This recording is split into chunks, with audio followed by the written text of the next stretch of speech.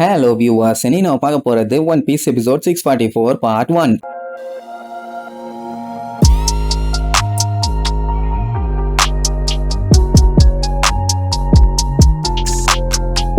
Open பண்ணா நம்ம 1000 சனி கப்பலை காட்டுறாங்க. அங்க இப்ப இருக்கிறது புரூக்கு, சாப்பரு, நமி, கூடவே அந்த மோமோ பொடிப்பைய. அவங்களுக்கு லாஸ்ட் டைம் ரூமுக்குள்ள ஏதோ சத்தம் கேக்குதுன்னு டோர் ஓபன் பண்ணிட்டு பார்த்தாங்கல்ல, பார்த்தா ஒரே குழப்பம். ஏன்னா உள்ளுக்குள்ள கலர்ஃபுல்லா எல்லா இடமும் கண்ட மணிக்கு நெளிஞ்ச மாதிரி இருக்குது. சொல்ல போனா அவங்க ரூம் மாதிரியே இல்ல. என்னங்கடா இது இவ்வளவு கொடூரமா மாதிரி இருக்குது, இது நிஜமாவே நம்ம இடம் தானா இல்ல ஏதாச்சும் கனவுல இருக்கமா, ஒண்ணுமே புரியல. இத மட்டும் பிராங்கி வந்து பார்த்தா கண்டிப்பா கதறி தள்ளிடுவான். என்ன பண்ணலான்னு பார்த்துட்டு இருக்கும் போது யாரோ திடீர்னு உள்ளுக்குள்ள இருந்து வெளியில வருவாங்க. அவங்கள பார்த்து யாரு இதுன்னு மிரண்டுட்டு இருக்கும் போதே ஏதோ கிளவுட் மாதிரி உருவாக்கி அதை யூஸ் பண்ணி அட்டாக் பண்ணுவா. உடனே அந்த பாதையே ஒரு மாதிரி கோணல்மாலாம் மாறிடும். எப்படின்னா அந்த புகைப்பட்ட இடம் பூரா இப்படித்தான் அவ இஷ்டத்துக்கு கலர்ஃபுல்லா அலங்கோலமா மாறிடும். அதை பார்த்துட்டு ஐயோ என்னது இதுன்னு சொல்லிட்டு பயங்கரமா பீதி ஆவாங்க. ஏன்னா இது வரைக்கும் இவங்க இப்படி ஒரு டெவில் ஃப்ரூட்டோட பவரை பார்த்ததே இல்ல. என்னடா டேஸ்ட் இவ்வளவு மட்டமா இருக்குதுன்னு சொல்லிட்டு இருக்கும் போது அந்த டோரை திறந்துகிட்டு ஒரு ஆண்டி ஒருத்தி வெளியில வருவா. வந்து நின்னுட்டு கலைநயமா இல்லாத ஆட்களை எனக்கு சுத்தமா பிடிக்காதுன்னு வேற சொல்லுவா. பண்டைய பார்த்தாலே தெரிய வேண்டாம், ஒரு பக்கம் மஞ்சள் கலரு இன்னொரு பக்கம் சந்தன கலரு.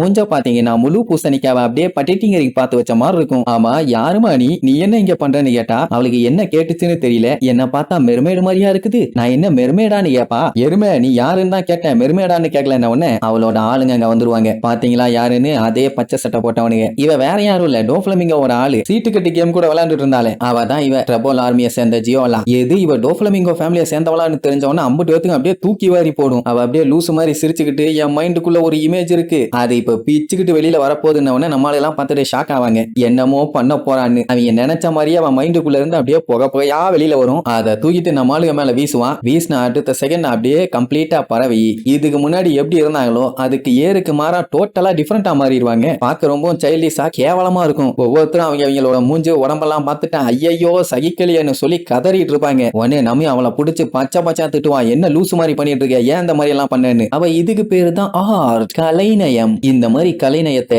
உன்ன மாதிரி ஆர்டினரி பீப்புளால எல்லாம் புரிஞ்சுக்க முடியாது. இன்னுமே இதுல நிறைய வெரைட்டி இருக்குன்னு சொன்னா ஒரு வெங்காயமும் வேண்டாம், எங்களை ஒழுங்கா பழையபடி நார்மலா மாத்திரு, இல்லன்னா பொலந்து கட்டிடுவோம் பாங்க. ஃபர்ஸ்ட் நோ என்னால எல்லாம் உங்களை பழையபடி மாத்த முடியாதும்பா. அப்புறம் யோசிச்சு பார்த்துட்டு சரி ஓகே நான் வேணா உங்களை பழைய மாதிரியே மாத்துறேன், ஆனா அதுக்கு பதிலா நீங்க உங்ககிட்ட இருக்க அந்த மொமனசுக்கேவை என்கிட்ட ஒப்படைக்கணும்பா, அதுவும் எந்த ஒரு பிரச்சனையும் பண்ணாம. அவனுக்கு பீதியாகும். ஐயோ என்ன நைசா நம்மள கேட்கறாளேன்னு அமி சொல்லிடுவா. ஒண்ணு கவலைப்படாத நாங்க உன்னை ஒப்படைக்க மாட்டோம்னு. உடனே அதை கேட்ட உடனே சரி ஓகே அதான் ஒப்படைக்க மாட்டீங்கல்ல, உங்களை இன்னும் நான் அழகா மாத்துறேன்னு மறுபடியும் அவன் மண்டைக்குள்ள இருந்து கலர் கலரா கிளவுட்ஸை வெளியே எடுப்பான். ஆல்ரெடி நம்மளுக்கு நிலைமை ரொம்ப மோசமா இருக்குது, இதுல மறுபடியும் அதை வச்சு அடிச்சான்னா கண்டிப்பா இன்னும் கன்றாவியா மாறிடுவாங்க. சோ என்ன பண்ணலாம்னு பதறிட்டு இருக்கும்போது மறுபடியும் அட்டாக் பண்ணுவா. நமி உசாரா கீழே இருக்க டோரை ஓபன் பண்ணி தடுத்து உள்ள குச்சிருவாங்க. வந்து பார்க்கும்போது டோரு கண்ணா பின்னாடி மாறி போய் கிடக்கும். கொய்யால ஹேட்ச் வழியா எஸ்கேப் ஆயிட்டாங்களான்னு காண்டாவாளா பார்த்தா நம்ம சாப்பர் எஸ்கேப் ஆயிருக்க மாட்டான். அங்க அவன் கயிறு மேல ஏறி நின்னுட்டு இருப்பான். இவங்க எல்லாருமே அசந்த அந்த கேப்ல நைஸா அந்த பக்கமா ஓடி போய் கப்பலுக்கு சைடுல இருக்க ரெண்டு பக்கம் டோரையும் ஓபன் பண்ணி விடுவான். ஒரு டோர் வழியா சப்மரின், இன்னொரு டோர் வழியா நமி மொமசுகேவை கூப்பிட்டுக்கிட்டு ஸ்கூட்டர்ல வெளியில வந்துருவான். இப்ப சாப்பரை காப்பாத்தணும்ல, சோ சப்மரின் எடுத்துக்கிட்டு அப்படியே நேரா சைடுல வருவான். மேல இருந்து ஒரு ஜம்ப் ஸ்ட்ரைட்டா உள்ள வந்துருவான். இப்போ 4 பேருமே அவளோட கைக்குள்ள இருந்து தப்பிச்சிட்டாங்க.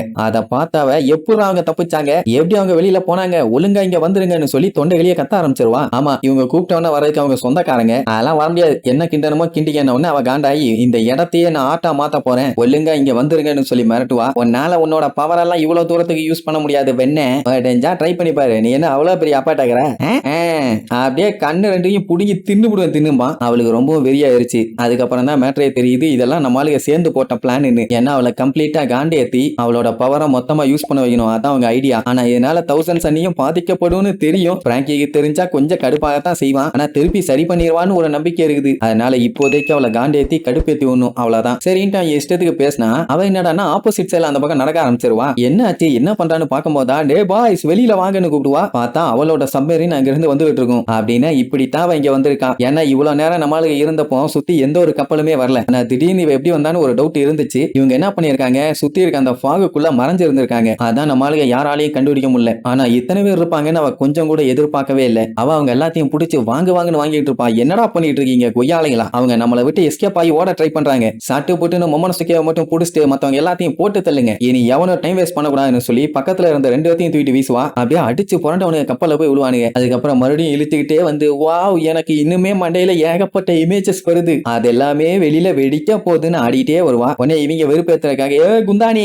இங்க பாரு நாங்க இங்க இருக்கோம், ஷிப்பு மேல கைய வைக்காத எங்க மேல கைய வை அப்படி அப்படின்னு கத்துக்கிட்டு இருப்பாங்க. ஆனா அவ அதை பத்தி எல்லாம் கவலையே படாம இப்ப என்னுடைய கற்பனையின் அழகு வெளியில வெடிச்சு செதற போகுது, எல்லாம் என்ஜாய் பண்ணுங்கன்னு சொல்லி பெரிய கிளவுடா உருவாக்கி கண்டபடி அடிச்சு விடுவா. அந்த கிளவுடு நம்மளுக்கு மொத்த கப்பலையுமே நிறைச்சிரும். ஐயோ சன்னி கப்பலுக்கு என்ன ஆக போகுதுன்னு தெரியலையேன்னு எல்லாம் பார்த்து பதறுவாங்க. அது கொஞ்சம் கொஞ்சமா தெரியும் போதே தெரிஞ்சு போச்சு நம்ம பெரிய பிரச்சனையில மாட்டிட்டோம்னு. ஏன்னா அதை கம்ப்ளீட்டா கண்ணா பின்னான்னு அதோட ஷேப் நம்பரு அப்படி இப்படின்னு எல்லாத்தையுமே சேஞ்ச் பண்ணிட்டா. இப்ப அந்த கப்பலை பார்க்கும்போது கண்ணு கூசுது, இப்படி ஒரு கன்றாவியான கப்பலான்னு. இதுல வேற எப்படி பியூட்டிஃபுல்லா மாத்திருக்கான் பாத்தீங்களா, உங்களுக்கு பிடிச்சிருக்கான்னு வேற கேப்பா. இதுக்கப்புறம் இதுதான் நம்ம கப்பல்னு சொன்னா எவனும் நம்ப மாட்டானே. அச்சச்சோ கர்ண கொடூரமா மாறி போச்சே, என்ன பண்றதுனே தெரியாம மண்டையை பிச்சுக்குவாங்க. அப்ப அந்த அவன் மேட்டர் சொல்லுவா. டோஃப்ளமிங்கோ என்ன ஆர்டர் போட்டிருப்பான்னா இந்த மொமனசுகேவை கடத்திட்டு வர சொல்லி கூடவே இவங்க ஷிப்பையுமே ஹைஜாக் பண்ணுமாமா. அதுக்கப்புறம் வில்லத்தனமா ஒரு சிரிப்பு சிரிச்சுட்டு இனிமேட்டு ஸ்டார் ஹேட் பைரட்ஸால டெஸ்ரோஸால இருந்து தப்பிக்கவே முடியாது, உங்க எல்லாத்தையுமே இங்கே வச்சு செய்ய போறோன்னு உடனே அப்பதான் தெரியுது இவங்க பிளானே கம்ப்ளீட்டா ஊத்திச்சுன்னு. குரூக்கெல்லாம் பேன்னு முடிச்சிட்டு இருப்பான், சண்டை போறத பத்தி யோசிக்கவே மாட்டான். அவர் இருந்துகிட்டு பேசாம சரண்டர் ஆயிருங்க,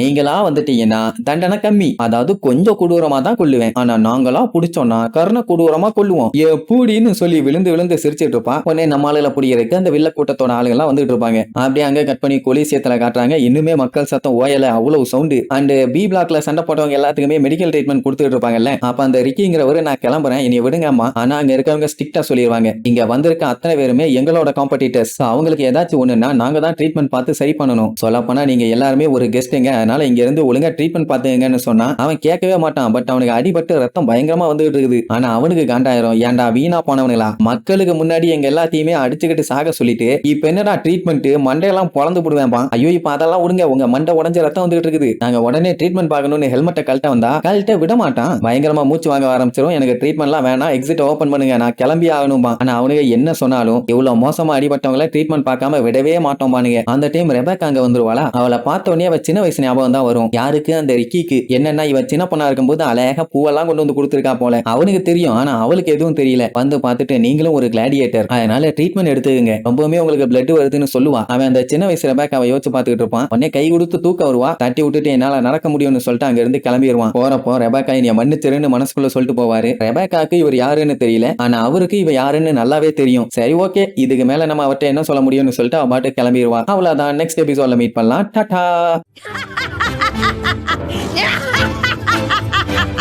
Yeah!